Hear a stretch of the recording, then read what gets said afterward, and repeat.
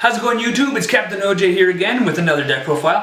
This time I'm actually bringing a artifact slash kaiju Kozmo deck.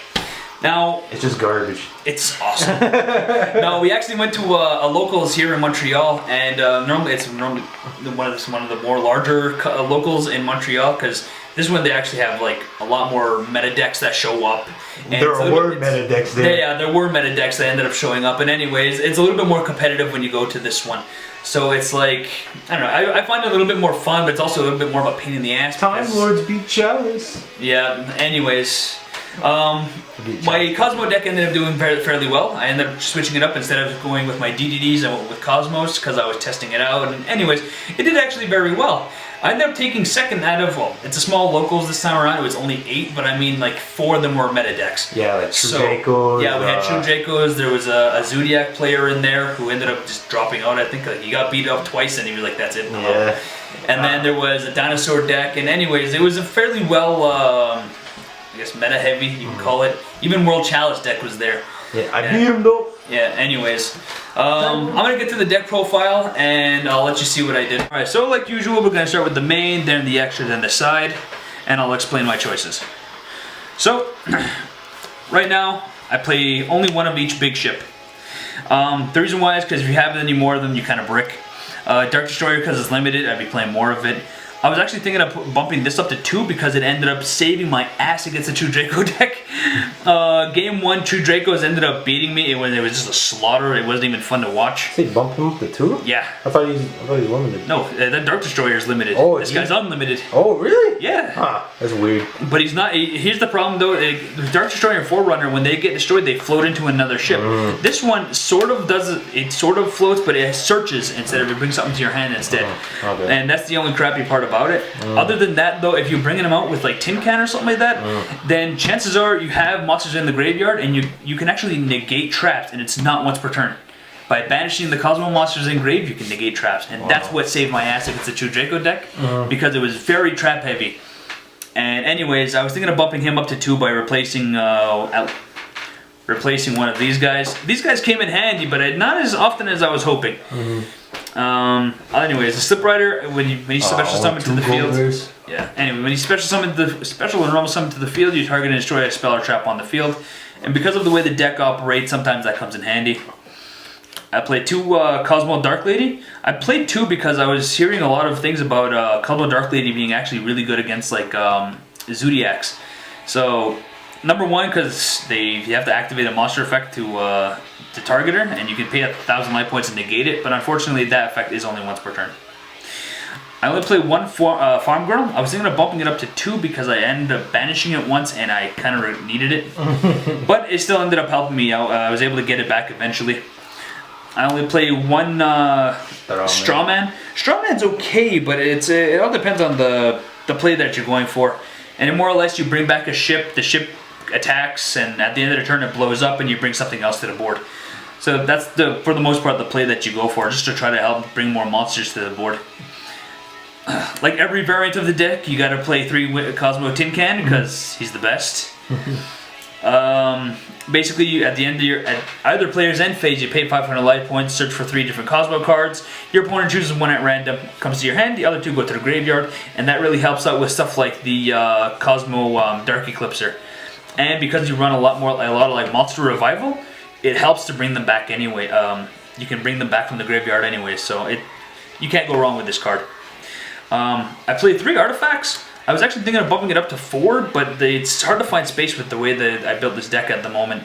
Good for stopping extra deck based decks and just destroy something. Yeah, destroy something on board, man. It's always fun with that. 1 emergency teleport because it's limited. I play more of this, but it's limited. Exactly. 3 artifact ignitions, great for actually popping your own Kozmo Town. Yeah. Yeah, because then you don't go neg. You basically activate Kozmo Town. If you can, shuffle the monsters in your hand to the grave. Then you activate this, destroy your Kozmo Town, set an artifact, and search for a Kozmo card. What's not to like about that? Because it's a very spell and trap heavy deck, I run Card Demise. Helps also get your ships to the graveyard or any excess cards, and if it helps you just run through your deck a little bit faster. I run 3 Kozmo Town. I don't run any, what do you call it?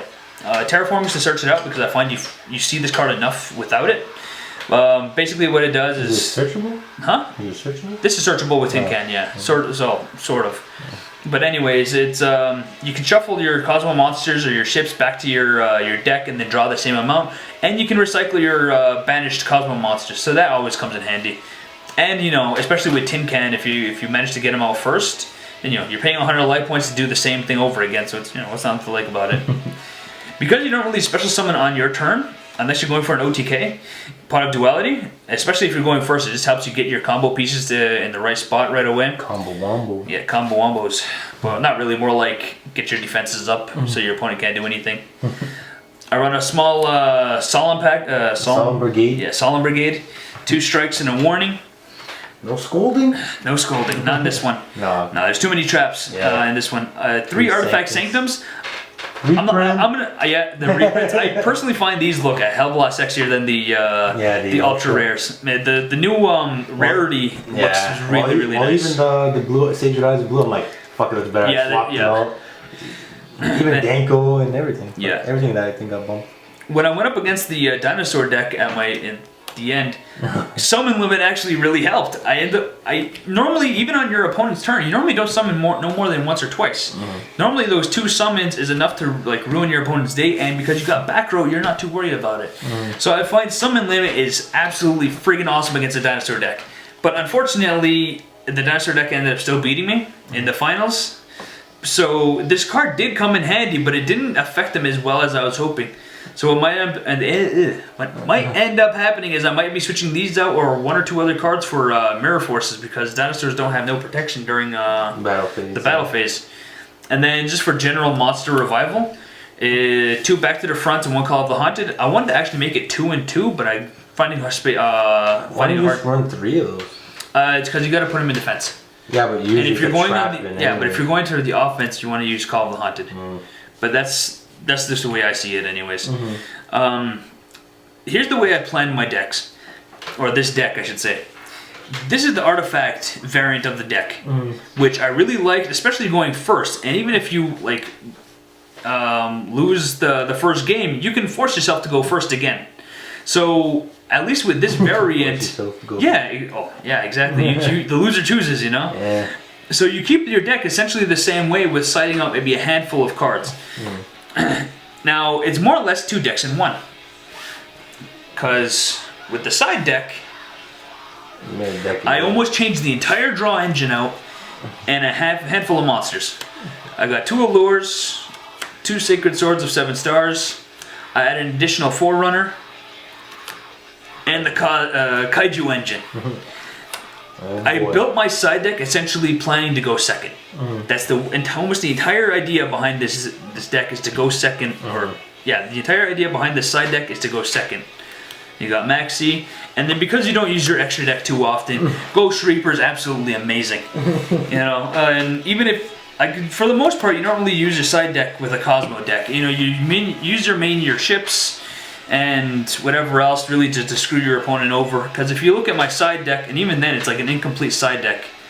Like, I want Constellar Pleiades, Shark Fortress, and actually before I get to that, the Cyber Dragon package. No way. The only thing I would say that because I think I only have 13 extra deck monsters in here right now, is I was thinking of bumping this up to 2 each, just in case I get Lithogasmed.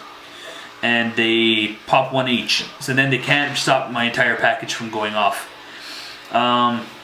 Anyways, other than that, the rest of it is just cherries targets. Utopia, make sure they can't bring out lightning. Makaba, because he's a pain in the ass. Decode Talker, because, you know, screw combo-based decks. Or screw Links. Or Links, you know.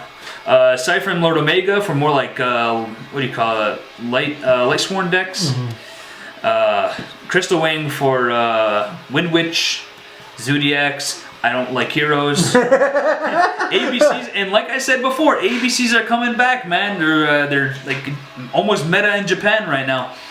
And Denlong, like you seen earlier. Yeah. Denlong, actually, the the Ghost Reaper and this actually like really helped in my dinosaur match. The same thing, I ended up losing, but it slowed the deck down so much to the point where they almost couldn't do anything. And anyways, for the most part, I just got to change up the side just to tweak it up a little bit more to make it a little bit better for the upcoming meta. Anyways, I hope you guys like the profile. You might get an update with this soon because recently there was a Kozmo deck that ended up topping in a regional, and I really liked the way the guy was playing it and the way the deck profile was, or the way the deck looks.